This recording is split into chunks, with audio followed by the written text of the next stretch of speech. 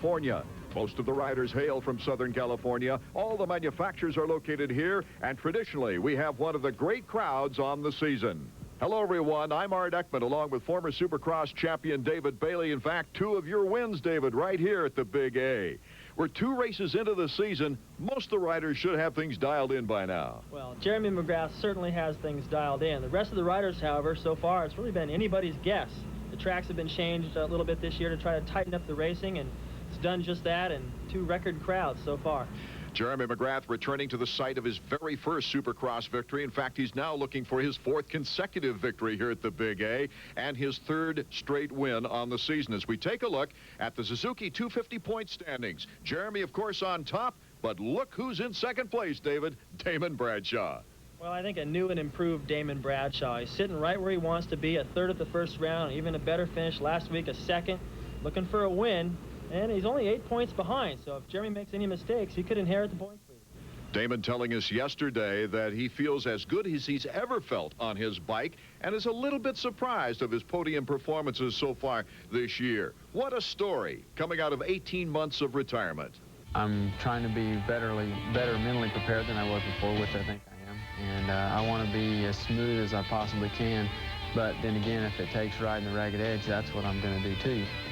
Bradshaw's new attitude has paid immediate dividends. Here in the season's opener in Orlando, Florida, number 28 leaps by Michael Craig, then puts the block pass on Mike Brown. After a decent start, he read the field like a linebacker reading a quarterback's eyes on the way to a 3rd place finish. Yeah, it was a good feeling to be on the podium. That's my goal all year, and I'm sure it's a lot of guys' goals. Obviously, we all can't be there at the same time, but that's my goal. I want to try to be as consistent as I can, and if I can win, I want to win, but I want to be on the podium and feel like I put forth a good effort. And last week I really put forth a lot of effort. I rode a lot of races to get there. I mean, I had to ride the preliminary, then the qualifier, and then the semi to get to the main, and I had plenty of laps on the track. But I started getting a little weather toward the end of the race, but everybody said I looked like I started riding better toward the end of the race. So, that made me feel good. I haven't watched any video of it, so I don't really know what it looked like. But it felt good to be on the podium again, and I haven't been there since I started riding again, so it's a good feeling. In Minneapolis for round 2, many asked the question, did Bradshaw luck out in the opener, or could it be that this electrifying rider of years gone by is truly ready to contend for a championship? His answer was 2nd place, getting by Craig near race's end and picking up time on the undisputed leader. I guess everybody can always ask me, well, how do you think you're going to do? Well, if I didn't think I could win, I wouldn't be here. That's what I want to do. And 2nd, 3rd, 4th place is no good to me. I mean, it's good if you've had to come from behind and struggle and you can get to 2nd, but everyone wants to win. Obviously, we all can't, but I like to be there as many as everybody else, no more. Well, Bradshaw and McGrath are looking for victories, but as we found out through covering Supercross, surprise, surprise. Right. Well, anything can happen in Supercross, and some international flavor this week. A guy named Tortelli from Europe making his U.S. Supercross debut. Also a kid named Hogan. No one really knows who he is. He's from Australia, and he's been riding with the Yamaha guys out on the test track and looks pretty fast in practice. Also, Pichon, 125 East Coast points leaders on a 250 this week. Both the 125 East and West divisions got together last week, and Kevin Windham from the West showed them all. Well, he sure did. I think carrying that confidence from the first round onto the 125s, looked even better last week, and he just looked untouchable. Already 9 points ahead of Pingree and 10 points ahead of Dobb, his closest competitors. Kevin Windham is confident and healthy after his battle with the Eastern contenders. This year I feel really comfortable, really strong, and not only physically, but just I feel so good with the bike. I feel like me and the bike are working really good together, and for a smooth rider, it helps. You don't really tire yourself out as much. So with me being in shape and definitely feeling comfortable on the bike, then I think I'm gonna be ready for the long motos, outdoor and indoor. Yeah, I've got a real good situation now. It gives me a real good chance to prove myself. I'm on a factory bike with a factory backing with the team and everything. So the ball's in my court, as one would say. I have to just prove if I am worth what they're giving me. I want to win the West Coast Supercross title.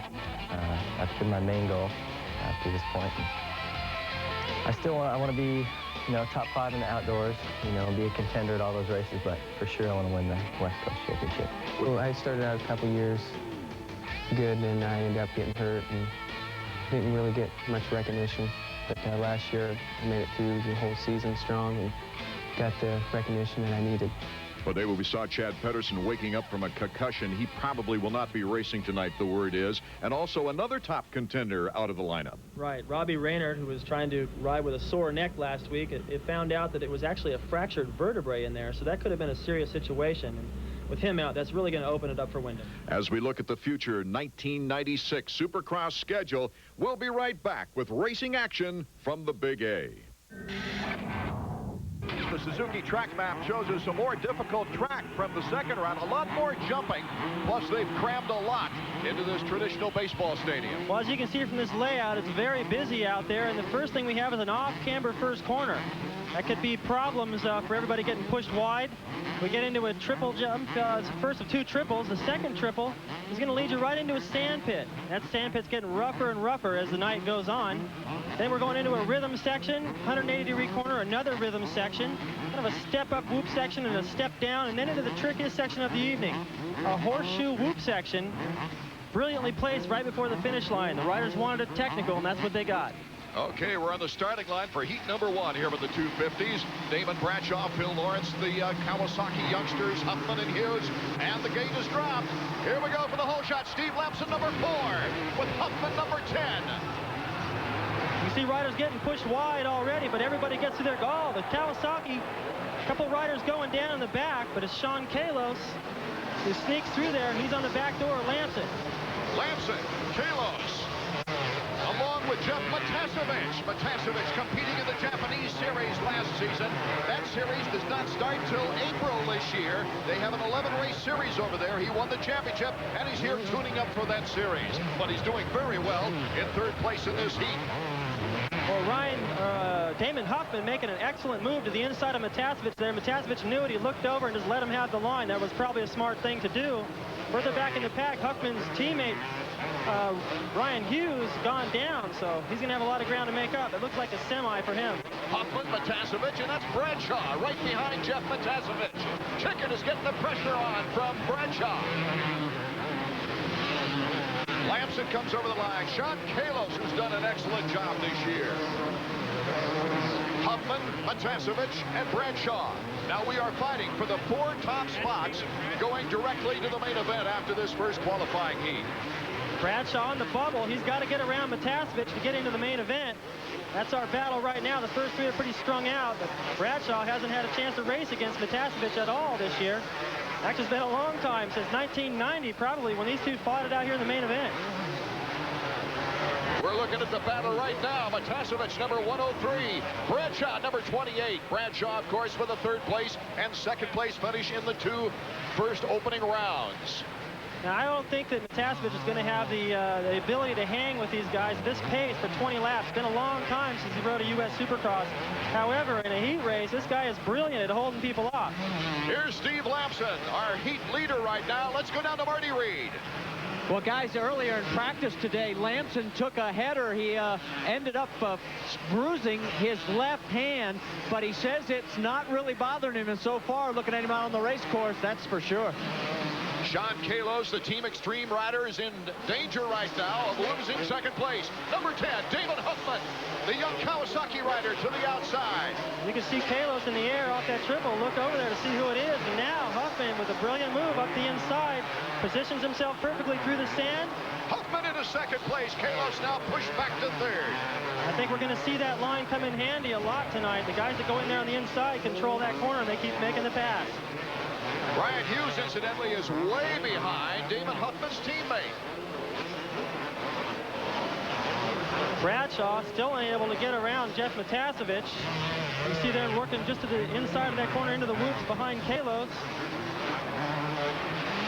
There's Damon Huffman, number 10. Had his problems last week in Minnesota. He sure did. He looked fantastic, but he had to win coming out of the semi. Didn't get a very good start in the main event, and he just fought through the pack. Complained about the track being too easy and not being able to make up that time.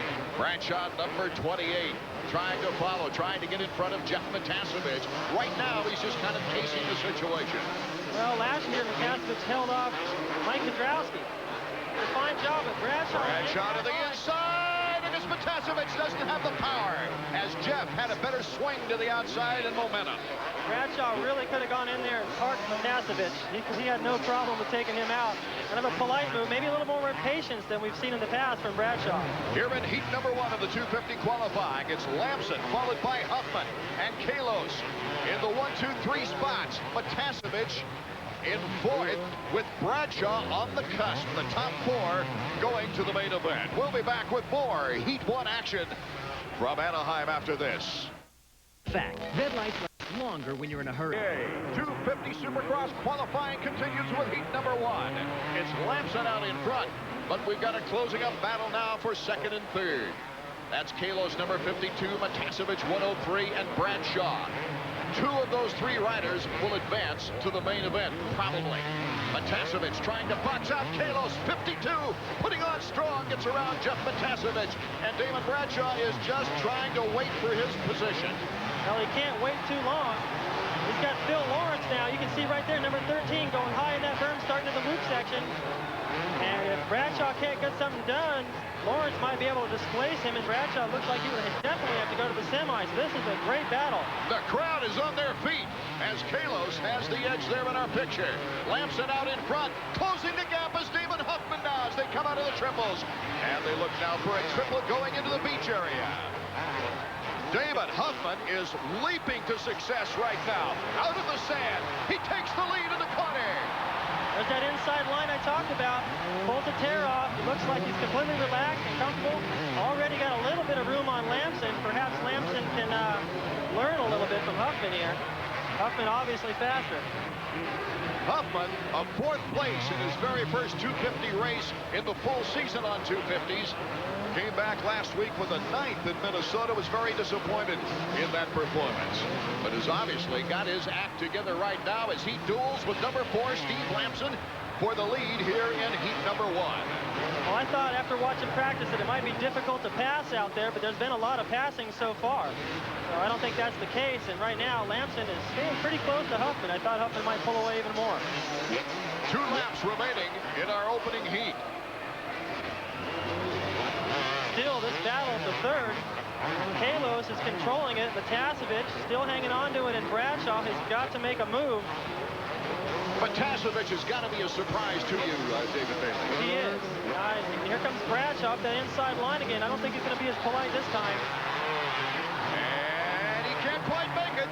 He cuts in front of him, and that inside is hard and slick, and as the night wears on, that moisture comes up out of the ground, and Bradshaw just could not get stopped. Left the door wide open, and Matasevich rode right back through it. Now here comes Lawrence. Bradshaw's aware of it. He looks over. Sean Kalos doing a very commendable job holding on to that number 3 position. White flag lap, it's the last lap.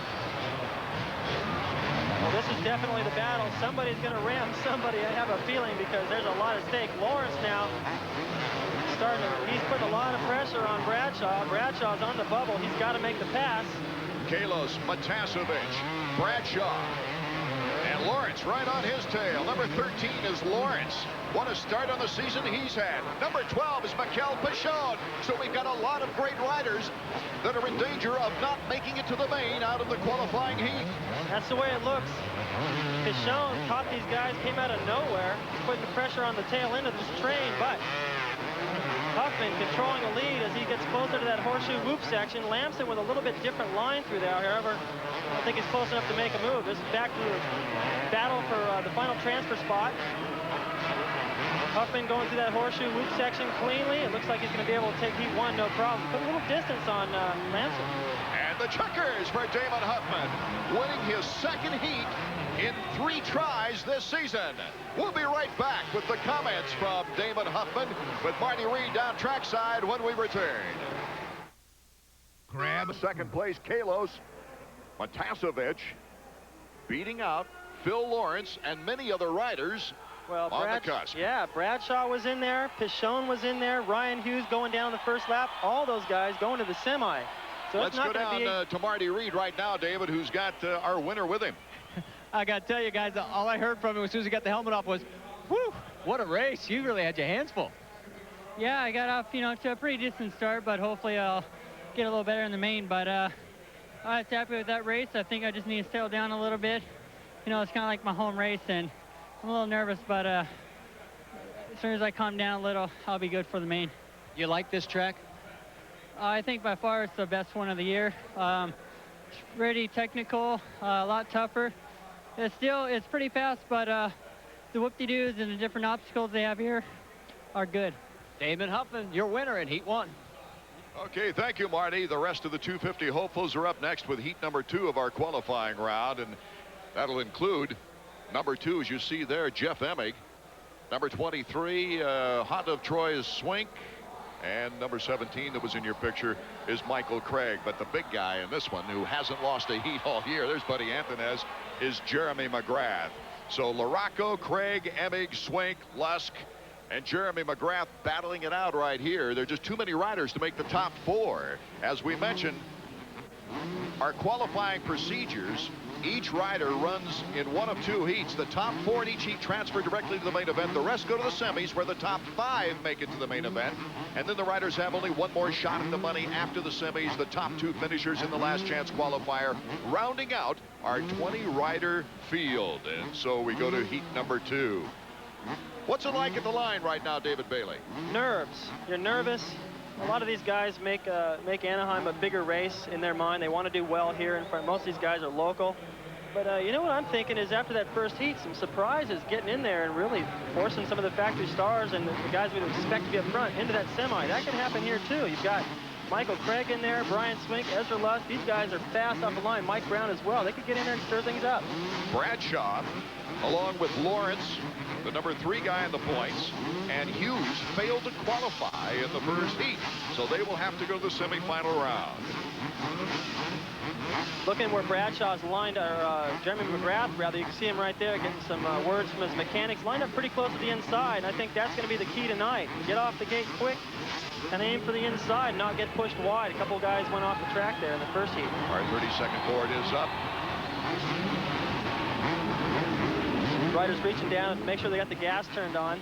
You think that would be a given after a while, but I've seen them forget it. I've seen them forget it before. They might get off the line, but they don't go too far after that. Oh, you'll see them check it 3 or 4 times just to make sure. Okay, from 5 to 10 seconds, that gate will drop now anytime as we get set to see who gets the hole shot for heat number 2 in our 250 action. Jeremy McGrath, number 1, takes it. Number 16 is Greg Albertine. Number 8 is Mike LaRocco with a good start. And Mike Brown is number 9. Jeremy McGrath takes the turn to go into the triple out in front. So for the first time in a long time, LaRocco with a good start. You can see Jeremy and his teammate, Greg Albertine, not too far behind. Mike Brown in second place. A real battle for third with Mike Craig and Mike LaRocco. Greg Albertine in 4th.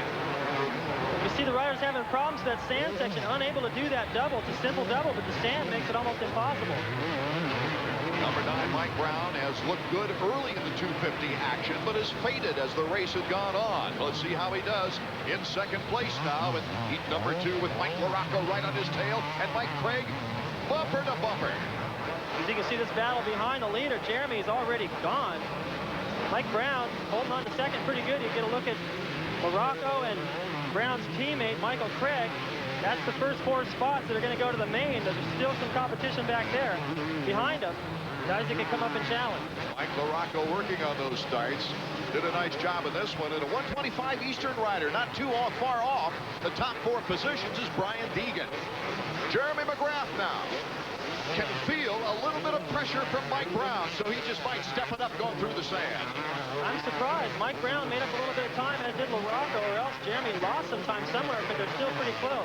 Mike Craig, who was running up there in 4th, dropped all the way back, and he's back way back in the pack, and so is Jeff Emig. So they may be looking at having to go to the semi as well. Deegan has taken 4th place away from Greg Albertine.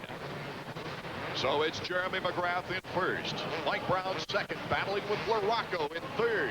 Deegan, number 25, getting the challenge from Greg Albertine, the former 3-time world champion, and Ezra Lusk behind those 2.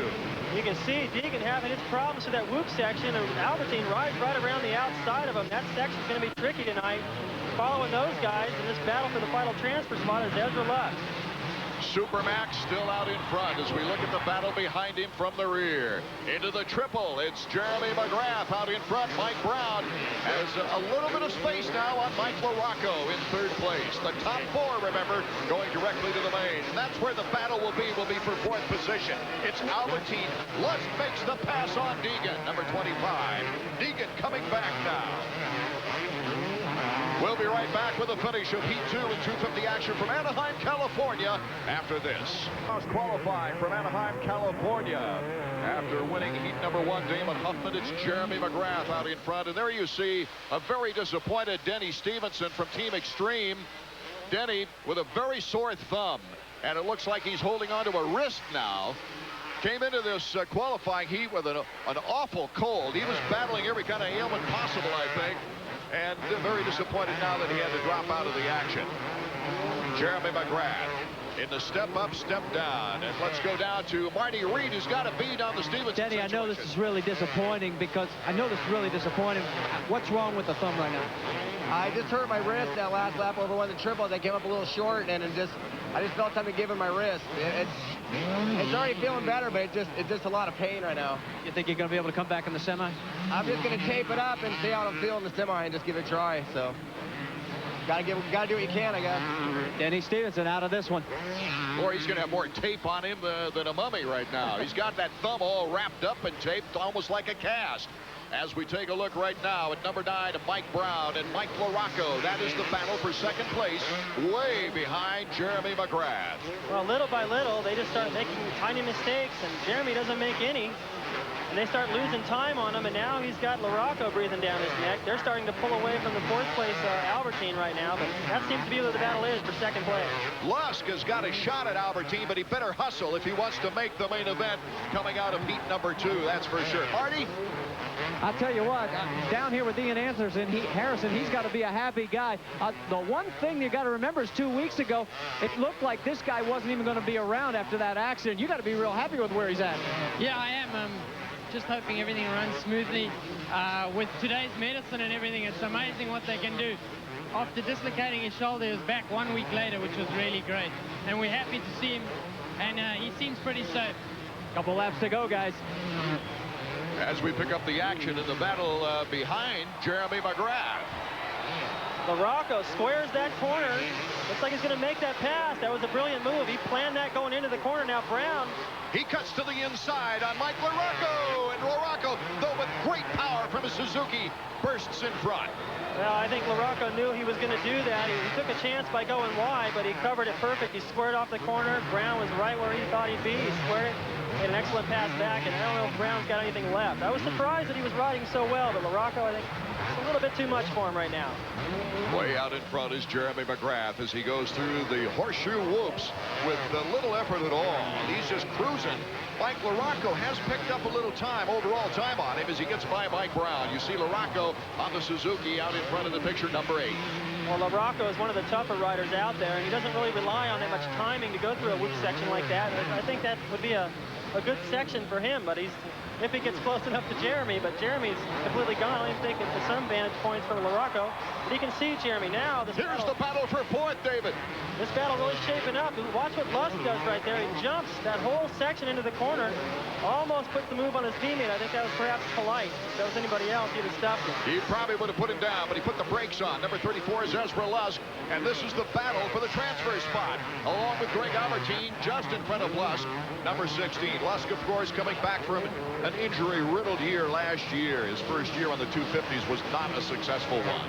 And Craig, you can see back there, number 17, he made a mistake early in the race, lost a lot of positions, but now he's finding his rhythm. He's right behind these guys. Wouldn't be surprised if he was able to put a pass on both of them. He caught him quick. Lusk coming up on Albertine as the white flag waves for Jeremy McGrath at the finish line. This is the final lap of heat number 2 qualifying. It is LaRocco over the finish line second, followed by Mike Brown in third position. And the real battle for fourth, right there, Ezra Lusk is right behind his teammate Greg Albertine. What a battle. And McGrath already starting to show off. It's a knack-knack for you. You can see the crowd reacting. Whoa! A lapper got in the way right there. I think it was Michael Craig. Yes, it was, and Albertine lost a spot. Albertine, bar to bar with Craig. Craig tried to block him out. And we go to Jeremy McGrath on our screen. Oh, what a battle back there. That's going to be a heated argument afterwards. McGrath works his way into that final time through the horseshoe hoop section. A lot of the guys coming out of that inside, they start in on the left and move over to the inside. Jeremy just cruising through there right now. Looks like it's going to be an easy win for him. Looks like it's going to be Jeremy McGrath, Mike Larocco, and Mike Brown in that order. Jeremy McGrath kicks out with the checkered flag, and the winner in heat number 2. We'll check the final lineup right after this. Official count, it's, of course, Jeremy McGrath on top, Larocco, Mike Brown, and Greg Albertine making the final transfer spot from heat number 2. Let's go down to Marty Reed with our champion. Well, what you're looking at is a $100 bill. There's another one on this side. It's mounted in the brand new wheel. I got to tell you, Showtime, we have to keep finding things to talk about because you keep cleaning up on the track. This is really some piece. Well, Troy Lee Design, he does a great job for me every time. You know, each year Anaheim's really special to me, and he just helps in my effort to make it much more special. I mean, he gives me a special helmet and kind of makes me feel special. And I think with the family and friends here, it's just awesome. As far as the race itself, again, you got a great start right out of the box. Yeah, it's definitely important on this track. You saw the battle between Chicken and Bradshaw. I mean, it's really hard to pass out there. So, I mean, it's best if you just jump out and leave them. Well, we'll see you in the main event. Good run. All right, thanks. Okay, thanks, Marty. The 125 main event feature, those young professional standouts from the West Division are coming up, plus the semifinal rounds of the 250 qualifying when we return. 6 years to the Big A. 1990 and the season kickoff. Number 8, Damon Bradshaw, in his rookie season on the 250 would pull the hole shot from the outside, but going down the first corner was Kudrowski. He took Larocco with him, but Bradshaw, with an early lead, soon had company from Jean-Michel Bale, number 22, and Jeff Matasevich. And Matasevich right here with an inside line, passes Bale and sets his sights on Bradshaw. Coming out of that same section a lap later, Matasevich again on the inside puts an aggressive move on Bradshaw. Damon didn't like it. And a lap later, he'd retaliate. Back to the inside, retaking the lead from Matasevich. Watch Chicken right here. He looks over his shoulder. He's starting to get tired, and Bale was on the move. So Bale, with one of his patented slick inside moves, took over second place, but it was Bradshaw celebrating his first ever Supercross win. Yeah, it was a wild one, David Bailey. We've got those two veterans here in this race just 6 years later. Let's go down to Marty Reed. It's hell having to retire when you're 27, but I'm with Mike Kudrowski, senior advisor for Team Kawasaki. You've got two guys that aren't in the show right now heading into the semi. Yeah, they just kind of had a rough break. Emig had a bad start, and then Hughes had a pretty good start, and he went down on the double after the first turn. So I think they'll be winning the semis. Last question, you like this position? It's a little bit different. It's a little hard to get used to. It's my second race at LA, so I'm getting used to it, though, and hopefully I won't want to ride a motorcycle. Time to go racing, guys. Stage 2 of the 250 qualifying. The semifinals, 5 will make it to the main event out of this semifinal round. And we've got, well, what looks like a main event participating. Number 100 is Jimmy Button.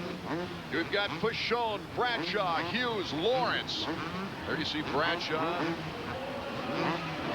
Fauchon and Hughes start next to each other. There's 33, Jeff DeMint. Number 11, Kyle Lewis. 36, Larry Brooks is in this race. Okay, we've got the gates dropped. The battle for the whole shot. And coming out on top is Jeff Hedden, number 85. But quickly, Brooks takes over the lead. Larry Brooks with an inside line, squeezed out. He's got the whole shot. The Team Kawasaki guys are back in the pack. Kyle Lewis in second place, number 11, right behind Larry Brooks. Two former no-league teammates. Phil Lawrence running in 5th right now. That's the final transfer spot. He's still got Corey Keeney. He's got a lot of guys behind him. This is going to be, somebody's going to get bumped out of here.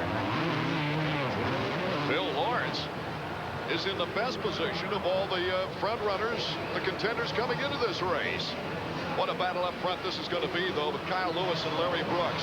And right behind him, Jimmy Button. Button is the master of those three. I think so, but they're already starting to put a little bit of time on him. And Lewis, he's using that inside. He went in on the left, held it tight to those whoops. That's been paying off so far tonight. Kyle Lewis in 12th position in both previous races on the season. The former Mickey Thompson champion in 94 and in the short-lived 95 season. I was about to say, just like Matasevich, Larry Brooks has been racing for a long time. He knows how to hold people off, but unable to hold off Kyle Lewis. has already opened up a little bit of a cushion, and Jimmy Button on the back of those guys. Now the Kawasaki riders starting to move up through the pack. Spud Walters from Folsom, California on a Suzuki. See those riders still having trouble getting through that sand pit. Larry Brooks almost going over the handlebars. Jimmy Button takes over the number 2 spot. There you get a look at Lawrence. He's been passed by Ryan Hughes. And Hughes is moving up on Brooks. Remember, the top 5 make it to the main event out of this. With the better position you have, the better gate position you can choose later on, as Hughes is taking after Larry Brooks, but having a little bit of trouble in the horseshoe whoops. Well, I think as the night wears on, Hughes is strong. That's where he's going to go fast. Number 5 is Hughes, chasing number 13, Phil Lawrence, as we check out the corner. There they come over the finish line jump. And it's Bradshaw. Bradshaw finding himself once again not in a qualifying position. He's got some tough guys to get around before he even finds himself in the main event. If he doesn't make some moves quick, he'll be in the last chance qualifier. Kyle Lewis, Jimmy Button, Hughes to the inside on Brooks.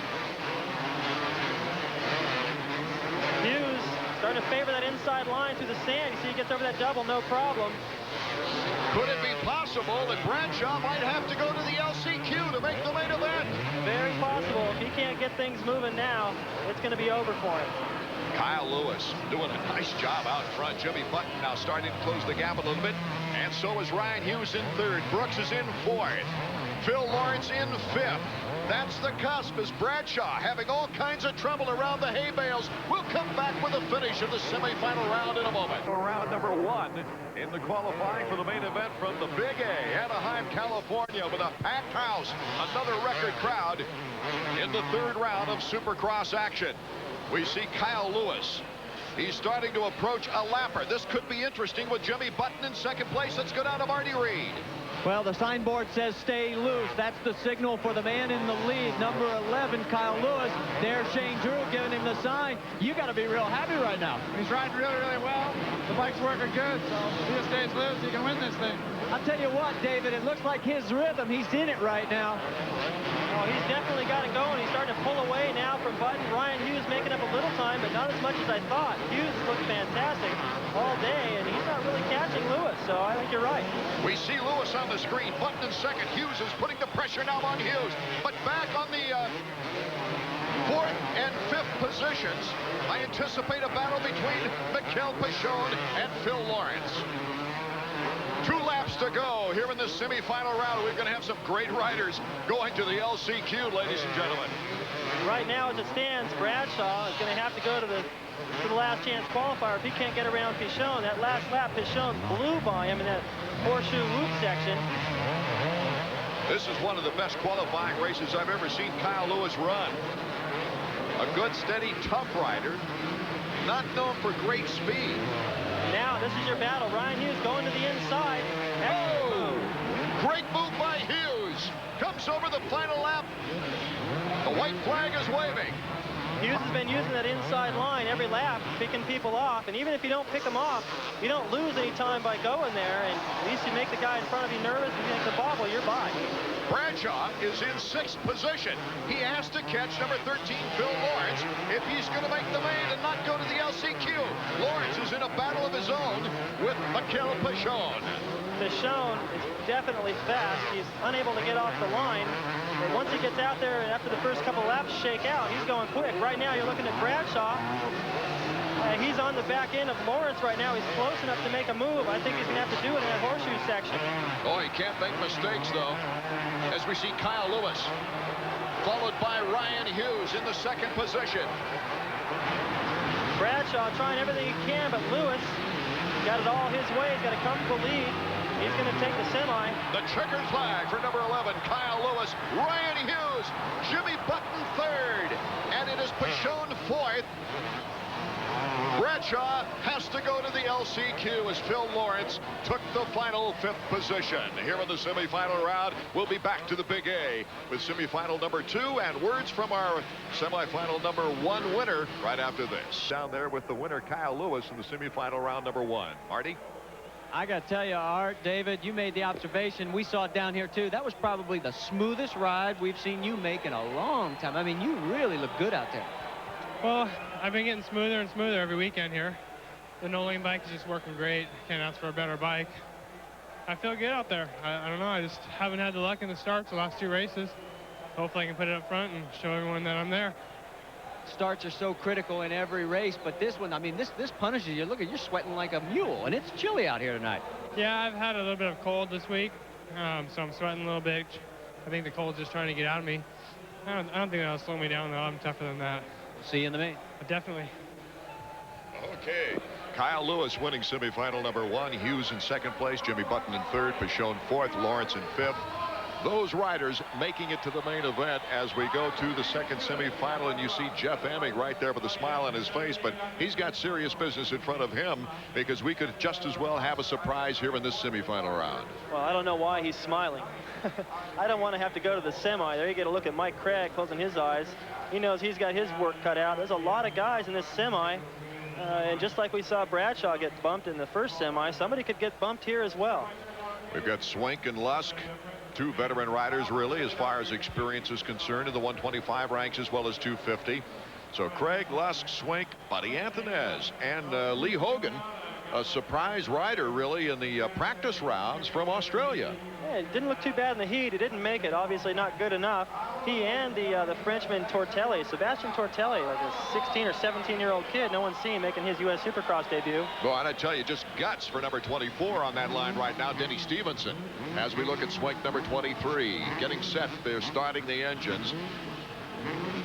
Well, it looks like the guys that are lined up towards the inside, once again, are the ones that seem to shine in that first corner. Unless they get pinched off right out of the gate, they control the whole thing, and everyone else gets pushed wide. Emig number 2. 30-second board is up now. When the 30-second board goes sideways, that means that gate can drop from anywhere from 5 to 10 seconds after it goes sideways as we look down the starting line. The crowd here is just phenomenal as we've had record crowds, sellouts in all 3 rounds starting off the 1996 season in Supercross. Riders putting it in gear now. They're starting to stare at the gate. Some of them look straight ahead. Some of them look at the gate next to them. And the gate is dropped. The race for the whole shot. Number 23 Swink. Right next to him is Ezra Lusk, and number 2 is Emig, 17 Craig. So many of the front runners right there. A lot different than what we saw in the last semi. A lot of the good guys that we expect to be up front having to come from back of the pack, but right now Swink controlling the lead, and Ezra Lusk right behind him. Michael Craig in 3rd, but Denny Stevenson being passed by Emig for 4th. The top 5 riders going to the semifinal round out of this. There you see Mike Craig running the number 3 spot. Craig has been fast in spurts out here. He's got good sections on the racetrack, places where he's really going fast, but he can't put it all together. Let's go down to trackside and Marty Reed. Well, I find it interesting that Ezra Lusk and Mike Craig are running nose to tail with each other. Remember, in the heat race, those 2 got together. They did have some words after the race. Here they are. Could see some more fireworks before this one's over. Swink with good speed, pulling away as he goes across the finish line jump. And this semifinal round is official now with the green flag. Behind him, number 34, Ezra Lusk with Mike Craig and Emig, followed by Stevenson. Looks to me like these first 5 aren't really going to be threatened by anybody else. Tortelli's back there behind him, but the front 5 seem to be separating themselves from the rest of the pack. Emig, disappointing 4th right now. Craig and Lusk seem to be the fastest guys on the move. They might be able to get up and battle Swink. The favorite line through that sand seems to be the inside. They're getting more traction closer to the track there. Well, you're exactly right, but as they keep going through that inside, it gets digging it out deeper and deeper, and now they're going to have to start switching around a different line. Our leaders now going into the horseshoe whoop area. Swink having a little trouble getting around that corner as Ezra Lusk is in 2nd place. Craig and then Emig. Emig is right on the tail of Craig. You can see all the different lines through that section. I really like that section. It forces the riders to turn through there, almost like moguls. They're not worried about just the bike bouncing straight up and down, side to side. Well, Michael Craig is now making the move and makes the pass on Ezra Lusk. Here comes Emig on the outside. Ezra boxing him out. Oh, what a great race. Michael Craig, number 17, Ezra Lusk, 34, and Emig is number 2 on the Kawasaki. And Lusk squeezing out Emig. Emig unable to do that triple, cased it hard. These guys not leaving each other very much room. I was surprised that Craig found enough room to get by Lusk. He didn't leave the door open. Emig going to the outside sand on the line that time. Way out in front is Brian Swink, number 23 of Honda of Troy. A 10th position in the first race in Orlando, an 8th spot in the last race. He's gunning for the main right now. Now Craig is comfortably into second. His teammate up ahead of him. You can see Craig working that inside. Look at how much trouble these guys have through there. It's a tough section, Art. It is really tough the way things are going, and we'll be right back with the conclusion of the semifinal round number 2 in just a moment. 50 main event. Brian Swink is our leader, number 23, with his Honda of Troy teammate Michael Craig in second position, and in the Kawasaki of Emig in third. And noticing just as they enter that whoop section, most of the riders are favoring that inside. They're getting down into the plywood. So as they come out of there, they got a lot of wheel spin. It's hard to get a good run at those whoops. Good observation. As Emig, we follow his bike around the track right now. Clearly defined the first 3 positions. Denny Stevenson, it looks like, in 4th right now. It looks like you're getting a look at Brian Swink, who's leading this thing, but Craig and Emig both are riding a little bit quicker. They're all favoring the inside of the sand pit. Things in between the top 3 are starting to tighten up. The top 5 progressing to the main event. The others have to go to the LCQ, and we've already got a couple of outstanding riders in that LCQ not making it through the semifinal number 1, and I'm speaking mainly of Damon Bradshaw. Well, Damon just hasn't looked good. He looked fantastic in practice and yesterday during the practice, but today just can't find his rhythm. Just doesn't look like he's got that fire and that aggression. How much effect is it going to the LCQ? One time Jeremy McGrath last year went to the LCQ and won the race as we see the white flag final lap. Well, I think, you know, in Damon's situation, shoot, he couldn't get it together in the heat race or the semi. Maybe he needs this last chance qualifier to get another look at the racetrack, perhaps set his bike up a little bit better and come out and do it in the main event. Ezra Lusk has faded as Swink, Craig, Emig, Antones, and Sheik. Right now, if things don't change, and Ezra Lusk puts Sheik toward the hay bale as he comes around. So Ezra getting back as he looks back at Sheik into qualifying position. Let's go to Marty Reed. Well, Lusk got off track momentarily. He was back in 6th. He's in a dogfight right now for the transfer spot.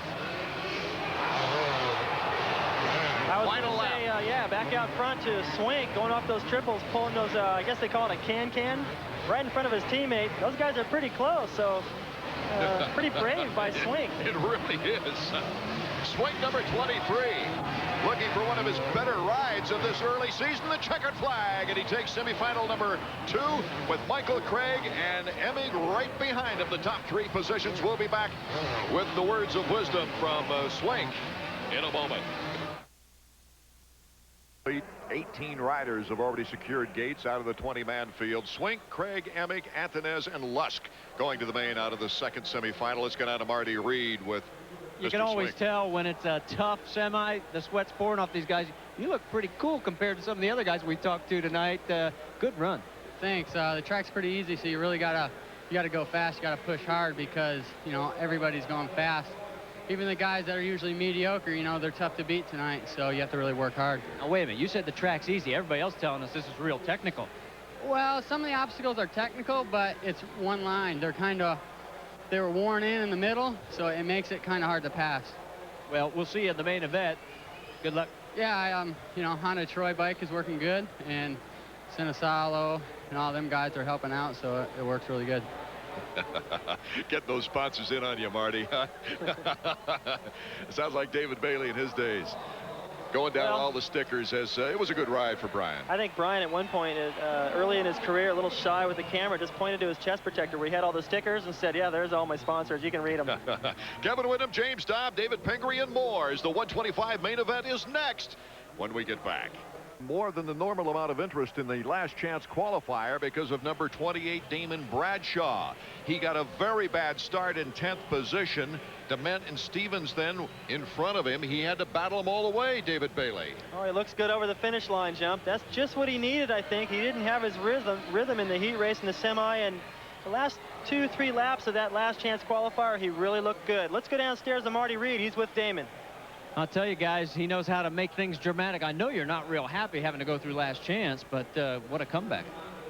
Yeah, you know, you got to do what you got to do. I don't like to ride these things, but tonight I didn't have a choice. What's the problem? Is it the rhythm? You just don't have the sync tonight? No, this track is hard to pass on. You know, I mean, it's fun to ride for one guy, but when you're trying to pass guys, it's real difficult. You know, I think you saw that so far tonight, but you know, we all got to ride the same thing, so we're going to go out and make the best of it. We'll see him in the main. Damon Bradshaw. Okay, thanks, Marty. As Damon Bradshaw winning the last chance qualifier in second spot, rounding out the 20-man field for the main event was Jeff DeMent. Stevenson gave it a go, but I have a feeling he was just so injured that he had a tough time getting it together to really make a match with DeMent. But a gutsy performance by Denny Stevenson in third place there. So our field is ready to go for a main event, and we'll get to the 125 main and the 250 main coming up next when we come back to the Big A. It has a 900. Art Ekman along with David Bailey and Marty Reed as we get set for the start of the 125 main event.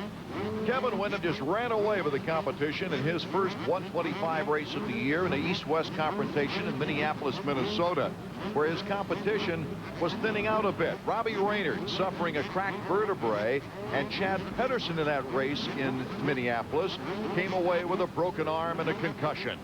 The West Coast has had a few riders out. You know, Robbie, I hear, is hurt with a possible vertebrae, and also Chad Pedersen, who was hurt last weekend in Minneapolis. That's you know, a sad deal, and it's in a way it makes the series a little easier. But also, you know, there's Pingree out there, and there's a lot of people that you can't, you know, underestimate. So the competition still, you know, will be good, and you can't take any one of those guys for advantage. So you still got to keep the training up, and you know, keep the seriousness of it up. You know, it's a little easier, but there's still going to be some tough guys out there. Well, Kevin Windham is still the class of this 125 West, and I think he's learned quite a bit in a short period of time. He knows that he's got to go out and keep with his game plan, ride aggressive, keep that same intensity, because if he lets his guard down just because a few guys are missing, he could make the same mistake. With those guys out of the picture, perhaps he can ride a little bit more patient. Windham right there, closing his eyes, going through his pre-main event thoughts.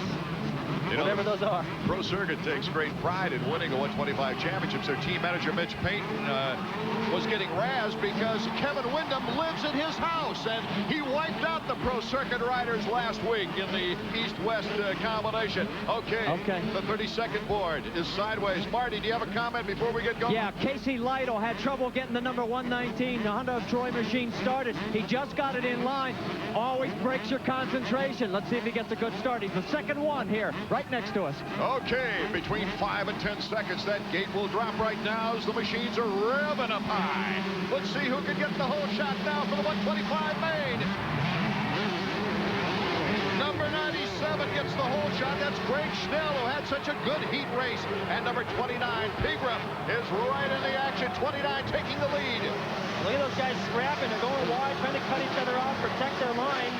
And Pingree off to a good start. Windham is in third. He's in good position to make this a great battle for the 125 main. Pingram going to the inside through the sand. Well, these are the riders you wanted to see up front already. Windham taking over Schnell, going to the inside in that sand pit. That line's paid off all night.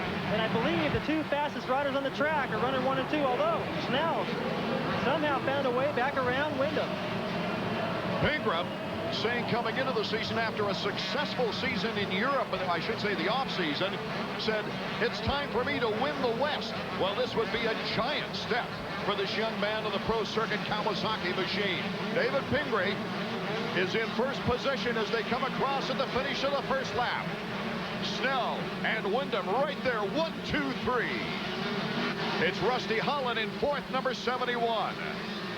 And Dobb is in fifth, number 19, and off the course. Oh, going into the hay bales is Pingram. Schnell takes over the lead with Kevin Windham now. A good shot. Well, Kevin Windham, I think it would have been tough for him to try to move around Pingree. What happens is they get up into that loose stuff. They lose the front end up there by the hay bales. That dirt gets pushed up there, and it looks more solid than it actually was. But Schnell drove so good in that heat race, holding off Windham.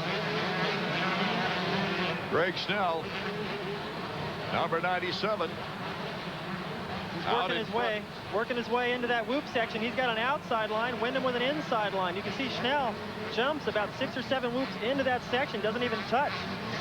So he seems to have a little bit faster line. I'm sure that Wyndham is sharp enough to pick up on that. We'll see if he changes the next time. Wyndham really slow coming over the transition in that horseshoe whoop section.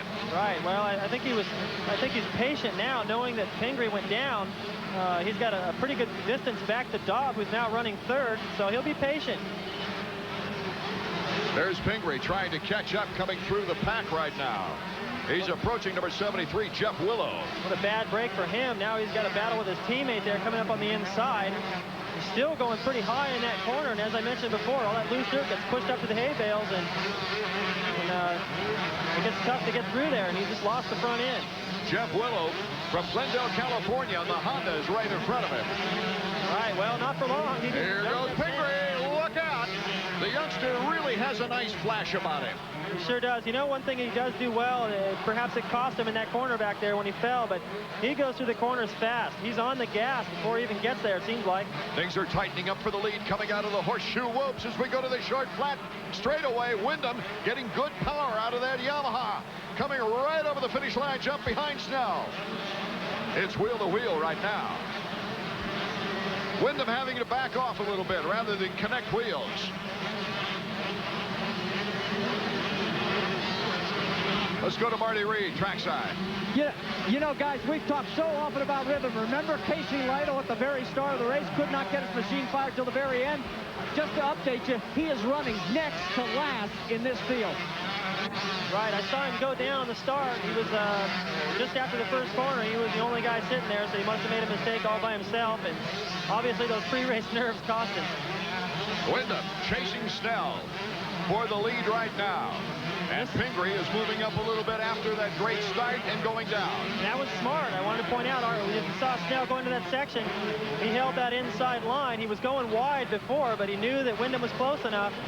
Here's where Wyndham can really, well, he didn't get the momentum out of the whoops. Right, well, I think Wyndham thought, well, here I can sneak under him on the inside. Snell switched over to that inside line and ruined it for him, so he's going to have to find somewhere else to make that pass. It's a 1-2 battle right now for the 125 main as James Daub is about 3 seconds behind in third place. Pingree, though, is trying to challenge for fourth. I'm really impressed with Snell. Wyndham has looked fantastic. He looked untouchable last week. He looked untouchable today in his heat race. He won by about a mile, and Snell has still got a pretty good lead on him. From Cucamonga, California, Greg Snell is from the young Team Chaparral. And that, of course, is managed by the 250 rider, Larry Brooks. They really wanted to get the season set for 1997. Snell's number, and here comes Wyndham. He gets the black pass, but Snell cuts inside nicely. Wyndham having trouble in the whoops. Oh, what a bar-to-bar battle we've got going here in the 125 action. Snell taking the advantage into the final turn before the finish line jump. Oh, my goodness. Wyndham almost having trouble on the landing there on the finish line jump, David. Well, I think he's got to be surprised by Snell. I don't think he would have expected Snell to be giving him this much trouble. And again, after that exchange, Snell still with a comfortable lead. But back there in that horseshoe whoop section, I think Wyndham did a good job to keep it on 2 wheels because he lost the front end right there. Any other battle in the race, it goes way back to third with Daub and Pingree going at it. But Snell has done such a magnificent job out front. He got a very slow start in the first race of the season, the East-West confrontation in Minnesota. He broke 17th and gained 5 positions up to 12th by the end of the race. We'll be back with the exciting finish of the 125 main right after this from the Big A. We've got a great race for the first place and for third place. We're looking right now at the third place race with Wyndham catching up with the leader out in front. Here's Snell, number 97, and Wyndham, 38. That's 1 and 2 here in the 125 main. Wyndham has gone in there and challenged him and found some faster lines, but Snell has covered him. Wyndham is, fortunately, he's got some breathing room since Pingree went down to take his time to try to find a better way around. But right now, I don't see anywhere on the racetrack where Wyndham's any faster than Snell. Well, a 15-lap race, we might be getting down to endurance right now. Oh, Pingree off the track in the whoops. Number 29 gets back on in his chase for James Daub and the third place position. Wyndham tightening up for first place right now. get Snell out in front. Snell, number 97, as you see him there. Wyndham, after a tough rookie season with illness and injury, has come back this year with total confidence and strength. Says he's having fun, and he makes the inside move on Snell. Taking over first place, Snell cutting to the inside, though. Takes it right back again. Over the triple into the sand. Snell, the inside route, has the advantage. And then Wyndham comes right back. He planned that perfect, but look at the difference of lines in there. A box out by Wyndham. And they go into the step up and step down before going into that horseshoe section. Wyndham now with a little advantage. Can he hold it? Marty Reed downside. Well, we're down here with Ali Seymour, and here comes Kevin Wyndham. You can see the sign. He's telling him to relax. 7 laps. Gives him a little nod. Ali, at first I thought he was pacing himself, but he's had his hands full. Yeah, Snell's riding really good, and we just got to keep attacking. And oh, I don't mean to interrupt, but Pingree goes down with James Dobb. They were battling for third. Our cameras were right on the scene. Back to you, Marty. Well, they're back to the action down here, and we could tell things were happening. Oh, that's what's so great about this sport. No wonder we got over 60,000 fans there tonight. Oh, terrific crowd. Here's Wyndham now headed toward the sand with Snell just waiting now for Wyndham to make a mistake. It doesn't look like he has the real zip to challenge him, David. Well, I was surprised, and I think Wyndham was too, at how long Snell stayed up there, and he's still close enough to take over him if Wyndham makes any kind of mistake. I don't think it's going to happen now. Moving into third is Rusty Holland from Fresno, California, number 79, a ninth place finish in the Minneapolis. His very first race as a Western competitor, and Brandis has moved up to fifth position behind Dobb. Dobb was able to get up as quickly as possible to retain a fourth place. There's Pingree, number 29, trying to battle back into it after flying through a hay bale. You can see his handlebars right there. Look at the throttle side. It's bent way up. Looks almost like a speedway bike. It's going to be tough for him to try to just ride this thing out now. Pingree just trying to hold on for the best finish possible as you see Kevin Wyndham. Kevin Wyndham in the lead. He's starting to open up a little lead now, yeah. Yeah, he opened up a second on that last lap, didn't he, David? Sure. Snell's still close, but he's got about oh, geez, it's almost a half a lap back to third place. James Dobb, who was battling with Pingree. Before they actually crashed together in the whoops, they bumped coming down that step-down section with Pingree going off the racetrack, getting back on, and then Pingree, I think, a little upset about it and went back in there and took him out, and he paid the price. As we look at number 38, Kevin Wyndham, let's check his rhythm, David. Oh, he looks good now. He looked a little shaky in the beginning, and actually he has the luxury of that lead, so he can take his time through that whoop section, but that's not one of the places on the track where he's fast. You can tell what great shape he's in right now. Oh, look at him. It looks like he's out maybe in the first couple of laps of practice right now. It doesn't look like he's using that much effort, but when things are flowing, that's how it looks. That's how Jeremy makes it look in the 250 class, and you can see the difference back to when we watch Pingree. It looks like he's trying twice as hard and over-anxious, and that's the difference. Kevin Wyndham in the first race of the season started a good position. In second, he went on to win as he took over the lead in a great, about the fifth lap, in a great battle with Mikel Fachon as the East and West got together in the last. But then Wyndham just took away with it, much like he's trying to do right now in the race. You can see as he works through that step-down section, he's going to pull into that inside. They're starting, you'd be surprised they get down to the plywood right there. That rut's getting deep. Makes it tough to get into that whoop section. And he's not going that fast through there, but he's going fast enough through there to hang on to a lead. Snell still pretty close to him. We're going to look at the Honda stopwatch now. The Honda stopwatch clicking it off to see about an interval, David. Oh, it's a long ways back to third place. Sorry. Villemin, the Frenchman that Marty noted before the race got underway, has now moved into fifth place. He's just testing the waters here in American Supercross before going back to Europe. Dobb just going by, almost 20 seconds down from Kevin Wyndham. Wyndham working his way out of that sand pit. Look at him, he's just standing up on the bike, making it look easy. He's not even breathing hard now. He's got, you can look over, you just saw him take a little glance at Snell coming into that section. He knows he's got it. As long as he works his way through the lappers carefully and doesn't make any major mistakes as he heads back into that horseshoe section, almost to complete a lap. Over a minute this week. Yeah, it's a little longer course. It's much busier than the one in Minneapolis, that's for sure. The young man from Baton Rouge, Louisiana, is coming over at 1:04.2. Now, I think I got some lap times on him in practice at a minute flat. The 250s are running right around in there, and right now he doesn't have the reason to push that hard. The track's obviously gotten a little trickier here in spots. As you see right there, Daub having this trouble through that corner of that horseshoe loop section. The guy's getting pushed wide through there. The lap time's substantially slower this week than rounds 1 and 2. Wyndham with a 5-second lead over Schnell in second place, and then you see number 19 Daub is way back of that. So we really don't have much of a race going on unless Wyndham should fall down. I think in another couple of laps, at the pace that he's running, he could fall down and still get up and have the lead. Daub way back in third. If he can hold on to third, that's pretty good for him in the points, but still, he's letting Wyndham get away. Well, Wyndham blew away his healthy competition last week where riders from both East and West competed. This week, the Western ranks were thinned, of course, with the injuries to Raynard and Pedersen. Wyndham working his way through those lappers. You see, he starts into that berm.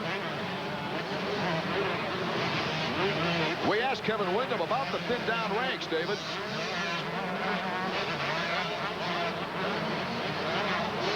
Wyndham circling the course with ease, but he was concerned even though the ranks were thin in the 125 Western Division.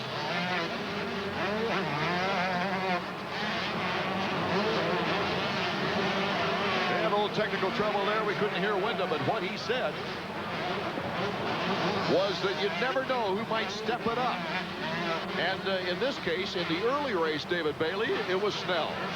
Well, I think Snell surprised everyone. He looked fantastic in the heat race, though, and it seemed as though I think that if Pingree could have kept it on 2 wheels, that would have changed the complexion of this whole race. But Wyndham has learned a lot. Learning from Bob Hanna, he just knew he could take his time and probably felt he could get the better of Snell in this 15-lap final, and it's worked in his favor.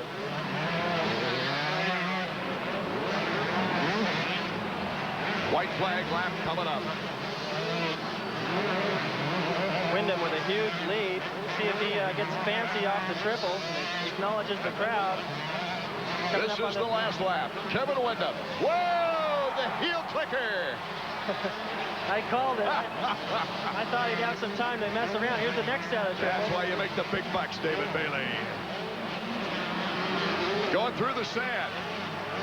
He has a field length lead on number 97. And that is Greg Schnell in second place from Cucamonga, California. Wyndham just riding it out, isn't it? Yes, this is not going to be a minute 4. This is going to be about a minute 15. He can afford to ride a little slower as he starts into that horseshoe section for the last time. Got to feel good 2 in a row. Well, back in the days when you were racing, you had about 3 or 4 guys around you. Did you ever have many laps like this that Wyndham's having? Occasionally. The first time I ever won here in 1983, it was pretty easy for me. It's a fantastic feeling. Kevin Wyndham looks at his mechanic, looks at the checkers, and flares it out, winning for the second time in a row the 125 main. And we'll be back with words from Kevin Wyndham and the lineup, the official lineup, finishing here for the 125 main after this. Record crowd, Wyndham, Snell, and Daub on the podium for the 125. Let's go down to Marty Reed with our winner. Well, we've got both Greg Schnell and first place over here. Let's get in Kevin Wyndham here right away. I'll tell you what a great comeback there. It looked like you were pacing yourself, and then as I mentioned with Ali, it looked like maybe this guy was giving you all you could handle. Yeah, he was. He got out good, and he had a good pace, and we made a couple black passes here and there, made for some good racing for the fans, but yeah, he was holding a magnificent pace. You know, I was having trouble with it. 2 in a row, your confidence level must be about as big as this crowd. Yeah, it's really getting there. You know, last year I had a rough season, and this year, you know, I'm starting to win a few, and 2 in a row really feels good. I had a strong run on the 250 in Orlando, and everything's starting to turn around for me. I feel really smooth out there. Congratulations, great win. Let's move over to second place, Greg Schnell. You gave it all you had. Yeah, you know, I got a really good start, and I got past in the first lap, but, you know, I came back and ran my way through, and me and Kevin had a good race, and, you know, this is probably one of the best races I ever had. This was a good track for you. Yeah, this track's really fun. You know, I really like it, and it's a good layout, and I just dig it. He digs it, guys. Boy, does that date me or what? Well, he's representing his young team extremely well, is he not? As we take a look at the key crash, Pingree and Dobb was able to get up, though, and take a podium spot out of that wreck. Well, I think Pingree, having gone down twice, he bent his bike up pretty good that time, and there's no way he could get back in there. Snell, Dobb. There's the Frenchman taking a 4th place. Impressive, as Grayson Goodman leads it off with 6, and David Pingree finally finishing with 7th. So as we look at the point leaders now in the 125 West, it's Wyndham taking a commanding lead with, of course, 50 points. Mitch Payton might up his rent living there at the Pro Circuit team manager's house. Dobb has 35 points now, and Snell moves up to 31 points on the Western sheet. As the 125 riders down below now celebrate with the champagne. The championship celebration underway for the 125s. The superstars of the sport coming up next from Anaheim.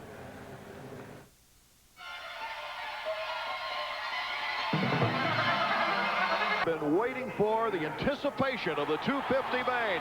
The largest crowd of the season, 65,000 plus. Waiting to see if Jeremy McGrath might be able to capture his 4th consecutive Anaheim Supercross. As we take a look at the past winners who have won this event. McGrath for the last 3 years. Damon Bradshaw had to go to the LCQ in '92 to win it like he did here tonight. 91 Stanton did it, and 90. Well, let's get a shot of him, 90. of course. Damon Bradshaw had to go to the semifinal round before he won that event. Also got the whole shot, David Bailey, from the outside starting gate. Well, he better hope he can pull it again this year, because that's where he'll be starting, on the outside. It's a little bit shorter start, and it seems to favor the guys on the inside because of the angle of the gate. So he's got to get the jump of his life. Let's go down to see if Marty Reed's got any of the strategy that's going on down there. Well, I'm standing right next to Steve Butler. He's going to work on the starting gate that Damon Bradshaw has to go from. Talk to him. They said they're going to try the outside line, ride the berm as far as they can, hopefully get to the inside before that next far corner over what would be the right field foul pole. If he gets a bad start, he is going to be hung out to dry, fellas. David Bailey won this event in '83 and '86, the 2-time winner. What advice do you have now for Damon Bradshaw, Dave? Well, he's got to get the reaction of his life, and I noticed that when he went around the first corner, he rode right up next to the hay bales where he'll probably get shoved, and he took a long, slow look, just like he's taken now. I think he's telling Keith McCarty he didn't like something he saw in that first corner. There was a hay bale that was pushed out a little bit in his line, or a dirt clod, and you can bet that McCarty's going to go over and take care of that. What surprises will come forward? It always happens in Supercross. You can line them up and, well, everything but predict Jeremy McGrath is not going to win. You kind of doubt that right now, as the odds are with Jeremy. Of course, after winning the heat, you see him #1 right there very seriously. He was looking down at the back wheel before he took off for the parade lap. There's his teammate Lapson, #4. What these guys do a lot of times is they build up a little pile of dirt under their rear tire, so they actually are kind of sitting on a ramp, so the back end is higher, and they can squirt off of there and try not to get any kind of a wheelie over that gate. But they got to hold the front brake to do it, and they got to scoop up dirt from somewhere. And all these guys have little tricks of what they like to do to their starting pad. But if one guy's got something good, they all copy him. I was going to say, David, this could be a good day for Mike LaRocco. This is one of his favorite tracks. Let's go back to Marty Reed at the starting line. I'll tell you what a contrast. Take a look at Jeremy McGrath. It's like business as usual. And Damon Huffman, look at the look in his eyes. He says, look at him, he just looked over at McGrath. He wants this one badly. And I got one other thing to tell you guys. It's starting to rain down here. Oh, it could get slick on this track, David Bailey. It's going to get very slick because it's so hard packed into some of those corners, and you can see anywhere the dirt is kind of shiny and packed. That's going to be like riding on ice. Okay, the 30-second board is up. It's time to get tense. The riders at the gate.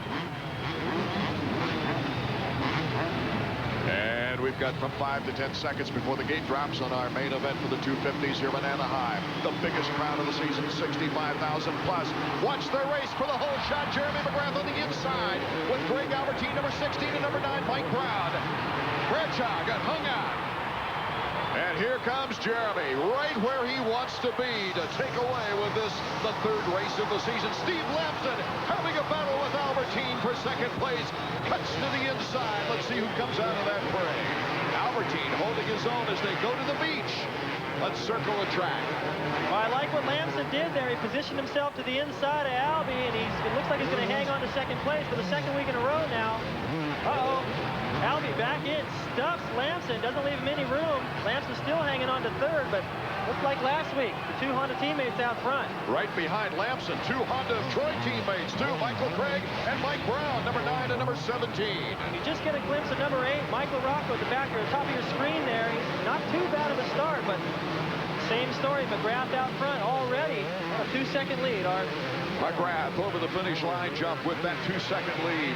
Greg Albertine in second place. A good showing so far for the Suzuki. Lamson in third. Brown and Craig in fourth and fifth. And one of the interesting things about the way this track is shaped up is that when they go into the corners, if they go in wide, they can carry their speed through there. But if they got somebody right on their tail, they got to go in tight. It slows you both down. And McGrath has the breathing room to run his own lines. You can bet he's going to pull away. LaRocco has moved up behind the Honda of Troy riders as we take a look at Albertine in second, Lamson in third. That's Brown and Craig and LaRocco, and then Kyle Lewis, who had a very good heat run. Right, you watch Mike Brown is starting to show a little bit more confidence every week in the 250 class. He's been getting good starts, riding strong up there. LaRocco, you see, he's still taking that high line.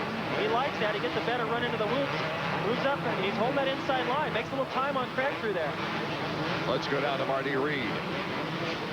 I'll tell you what, guys, I've been watching Greg Albertine. He says that right shoulder that was dislocated 2 races ago at Orlando was not bothering him. But question for you, David, 20 laps, this is a demanding track. Can he hold on? Well, that's the question. It's a lot more technical right now. Lamson's starting to move up to that inside. That's been working for him. The good block by Lammy as he goes toward the beach. Can Albertine catch back up? Mike Brown is on their tails going through the sand. Right, and to finish that question by Marty, I think that we saw it last week. Albie ran in second for a little while, but he dropped way back in the pack. I think due to that shoulder injury, there's just not enough strength through there. And on this technical track, it's really going to wear on him. McGrath going into the horseshoe whoops. Now Lamson cuts in second place. The Honda's running 1 and 2. Well, this is the way it looked last week, and Lamson made the mistake in the sand. I talked to him in the pits earlier. He said he ran through that in his mind all week long, going, man, why didn't I just settle down and just follow Jeremy around? I had at least a second place. Looks like he's doing that tonight, but geez, his teammate is already coming down the other straightaway. This kind of racing not only takes quickness and talent and strength, but it takes intestinal fortitude as well. Steve Lamson with a very hard crash in practice. Lammy in second place. Here comes Mike Brown challenging Albertine for third. That's the corner where there's been a lot of block passing tonight. The riders are learning their lesson. Instead of going in and leaving the door wide open, they're going in and jamming on the brakes, so whoever they're passing can't get back underneath them.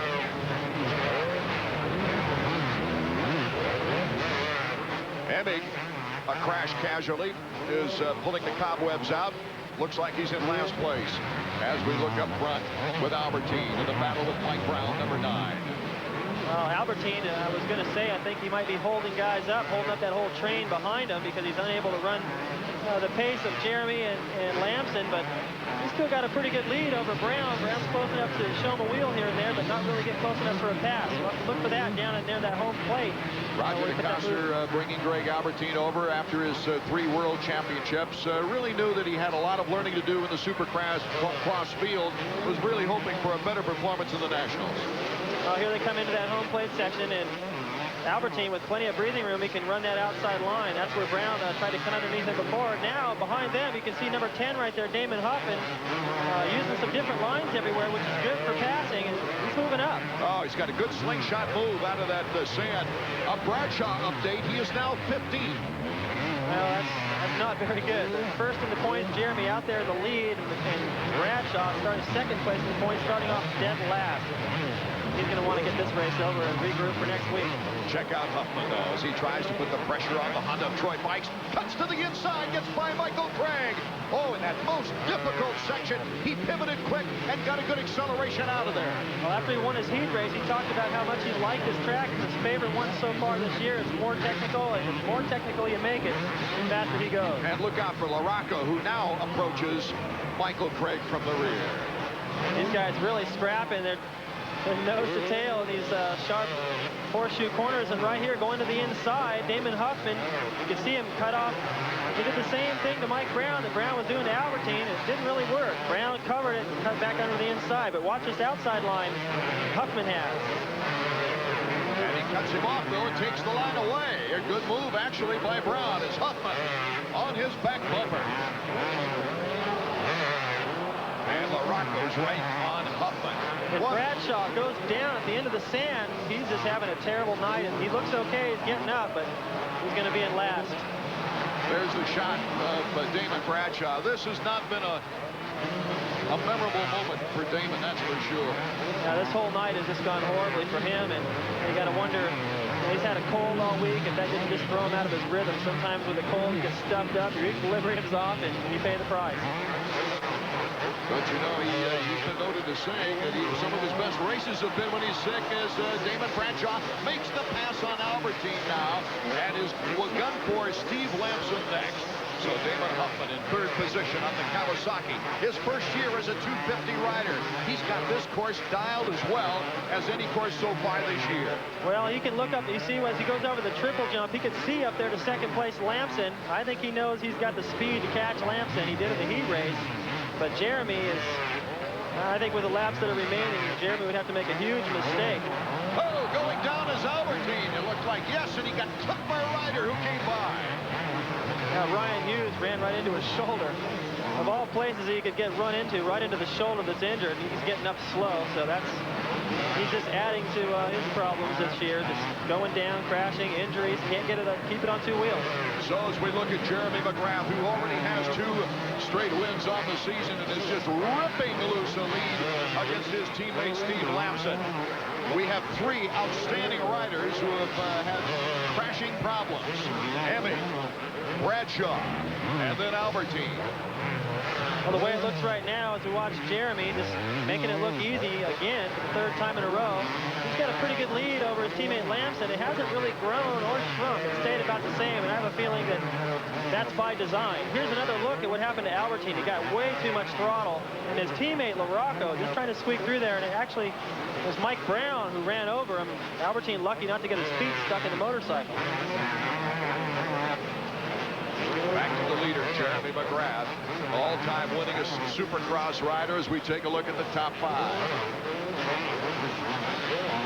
McGrath working his way through that rhythm section. He had actually a faster line through there in practice in the heat race, but I think the track's getting chewed up through there, and why risk it? It's fast enough to do it that way. He can monitor, look over his shoulder, get those signals from Skip Norfolk and find out how far back his teammate is. And as we can see from up here, it's not threatening. McGrath with a 7-second lead over second place, and third place then is 6 seconds behind. Damon Huffman is in third place. And LaRocco on the move. He's starting to put time actually on Damon Huffman, who appeared to be the guy, perhaps the fastest rider on the track. LaRocco's catching him.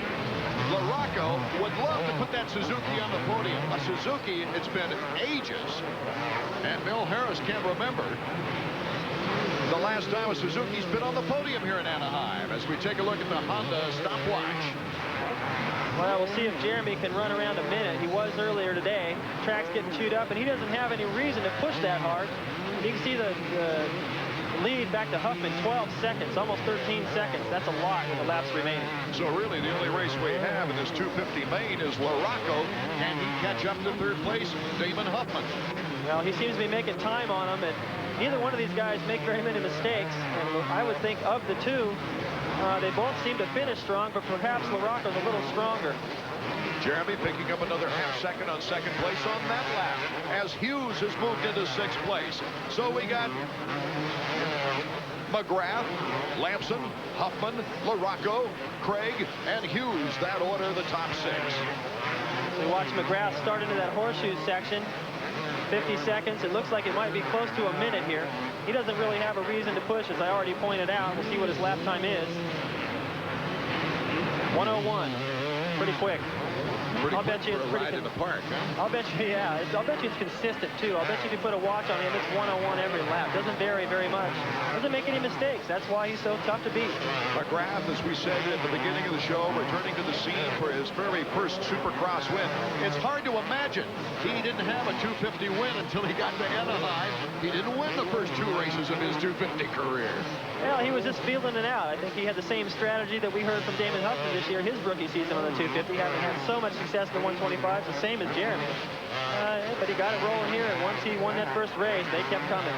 David Huffman, number 10 on the Kawasaki. Mike LaRocco, number 8, coming through the sand. That gap is widened just a little bit. Let's go down to Marty Reed. Well, we're just ready to talk to Skip Norfolk. He's waiting for his rider to come by. You can see on the board he's got make happen. Just keep the focus. And I got to tell you, it's almost like a ride in the park right now. Are you ready to go to sleep yet? Heck no, we're out here to try to demolish these guys. We got Lammy running in second. That looks good for 1-800 Collect and Honda. We just need to make sure he can stay out front, stay focused, not give these guys anything to look at. Demolish is a good word for it, guys. Absolutely. I think that's the key word. Don't give them anything to look at. Run out there and hide. Don't even let them see what you do. Now, Marty, I see a different color in the track. It looks like it's getting a little slicker here in the turns. Has it stayed a little drizzly? Has the rain stepped up, or is it completely stopped? Yeah, the mist has picked up, and it's a real fine mist. Anybody who's been to Southern California knows what that is. And you're right, in the corners it seems to be collecting just a little bit. But I don't think it's going to become as big a factor. We've only got 9 more laps to go, unless the clouds begin to open up. Well, I think as you watch the battle between Damon Huffman and LaRocco starting to shape up. LaRocco starting to gain a little bit in certain places on the racetrack, and then Huffman opens it back up. But I think this is going to come down to the wire, and if you notice the past couple of laps, they go through the sand pit. Huffman's all the way on the outside, and LaRocco's all the way on the inside. That could be interesting in the last couple laps. Jeremy McGrath, though, out in front, number 1. And last year, of course, he showed up with taillights on that helmet of his. He started at 9th place, moved into first place on the 13th lap for his victory last year. He moved into first place in '94 in the 5th lap, but he returns to the scene of his very first victory as we look back now at the battle between Damon Huffman and Mike LaRocco. LaRocco just has not been able to close too much now. Now he stepped it up through the sand. Well, as I pointed out, Huffman was using the far outside. That time he chose the middle. I think he's sensing that LaRocco was making time on that inside. He's just working his way over to that line. He wasn't able to do that double. He was uncomfortable with how deep that rut was, and LaRocco really closed there. As Huffman and LaRocco battle for 3rd, right behind them, Craig and Hughes are into a big one for 5th place. See right there, Huffman having a lot of trouble trying to pick his way through these lapped riders. And perhaps once he gets around, those guys will be aware that the leaders are there, and perhaps that'll be easier for LaRocco to squeeze through. But there you have it, number 5, Hughes coming over the finish line, jump with Michael Craig. Well, Hughes and Craig have seen each other quite a bit so far this season. And right now, Hughes seems to have a comfortable line. You notice when they get into that corner, that powder is really getting shifted around, but just beneath that hard-packed surface, because of the mist, is getting slick. Hughes trying to duplicate his 5th place placement of Minneapolis last week. A commendable 8th place finish in his very first 250 full season in Orlando at the premier race. So Ryan Hughes moving into 5th place once again. And from what I can tell, he's gaining on LaRocco. He's starting to make up time. Perhaps Craig is pushing him a little bit, and those two guys are starting to gain on LaRocco. LaRocco losing a little bit of time on Huffman. I think he had a little more trouble getting through those lappers than I thought he would, and losing his rhythm. But now you can see Hughes is dealing with Dement as well as another lapper, Lusk, right in front. Let's go down to Marty Reed. Well, I'm down here with Mike LaRocco Sr. It looked like that lap traffic really hurt him. Yeah, he didn't get by him when he should have, so he lost a couple seconds. He'll come back. Still 6 laps to go. Can he catch him? Yeah, he'll give it. I don't know. That didn't sound like a real solid tell, but he's going for it. There's Mike LaRocco, number 8. Craig is making another move on Hughes behind Mike LaRocco. And you know what I've noticed, Art, is that now that Huffman is free and clear of LaRocco, he can focus on his own game plan. He's starting to make time on Lamson. I don't know if that injury from crashing in practice on Lamson is starting to wear on him or not, but definitely you can see a difference. Huffman has closed the gap. He's closed at least 2 seconds on this lap. As Lamson, though, comes into that short stretch with a lot of power on the Honda machine coming across the finish line jump. Behind him is Hughes. It's about a 5-second lead. Has 5 laps to go, and with the amount of time that Huffman is gaining on Lamson, he's going to be on his back fender in a couple of laps. To see how that develops. Number 4, Steve Lamson. Hard crash in practice, and he's trying to hold on to second place as Damon Huffman makes a concerted effort to catch up with him. Down to Marty Reed once again. Well, guys, I was just talking to the team down here, and they say the wrist is not a factor. He has not complained about it all night long. If he's running out of gas, it must be fatigue, but it's not from the injury. Well, it looks like...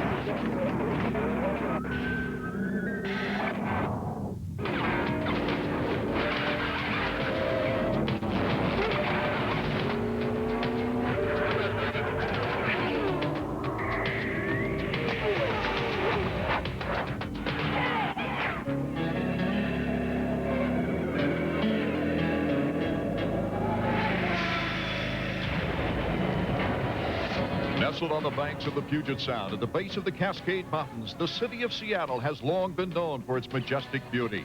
The city of Queens has also been recognized for its fanatical race fans. The Seattle Seahawks might be flying south for the fall, but tonight it's the Kingdome enthusiastically embracing round 4 of the AMA Supercross Series. Hello, everyone. Art Ekman along with David Bailey. The legend lives on. Jeremy McGrath winning his 32nd career victory at Anaheim last week, and is gunning for his 4th consecutive victory this year. Well, it doesn't surprise me. The kid has been outstanding so far. Led almost every single lap. At least last year he made a mistake at Anaheim, got a bad start, made things interesting for a little while. But the other riders have had 3 opportunities really to get things dialed in, and they just haven't seemed to be able to close that gap. And maybe the planets have to be lined up, the birds have to be chirping or something for them to present a challenge. Taking a look at the Suzuki 250 point standings, McGrath, of course, the perfect 75 points. Larocco moving into 2nd place last week. But the emerging story, I think, is the young Kawasaki pair. Well, as you can see, Huffman moves into 3rd in the points with an impressive come-from-behind ride at Anaheim, finishing 2nd. And his teammate Hughes, who fell in the heat race, injured his hand, but he still doesn't sit too far back in the points in 6th place. So Kawasaki right now perhaps represents the changing of the guard. Kawasaki hasn't won a Supercross championship